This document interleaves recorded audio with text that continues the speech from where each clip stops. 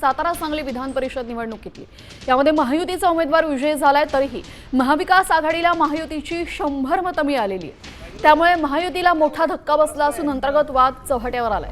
पराभूत उमेदवार अभयसिंह जगताप यांनी मंत्र्यांनी दबाव टाकल्याचा आरोप करत हा लोकशाही वाचवण्यासाठीचा लढा सुरू ठेवणार असल्याचं म्हटलं। विजयी उमेदवार धैर्यशील कदम यांनी जगतापांचे आरोप मात्र फेटाळून लावले।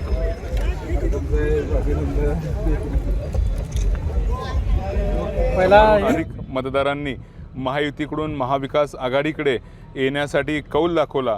यावरूनच दिसतं की महाविकास आघाडीकडे येण्यासाठी सुद्धा या ठिकाणी मतदार इच्छुक आहेत आणि भविष्यात महाविकास आघाडी नक्कीच आणखी चांगला परफॉर्मन्स करेल असं मला खात्री आहे। दोन्ही मंत्र्यांची मंत्रिपदं महत्त्वाची असल्यामुळं त्यांनी दबाव टाकून खऱ्या अर्थानं मतदारांना आमची मंत्रिपदं शाबूत राहावीत म्हणून तरी निदान महायुतीच्या उमेदवाराला मतदान करावं असं आवाहन केलं आणि त्या आव्हानाला मतदारांनी प्रतिसाद दिला।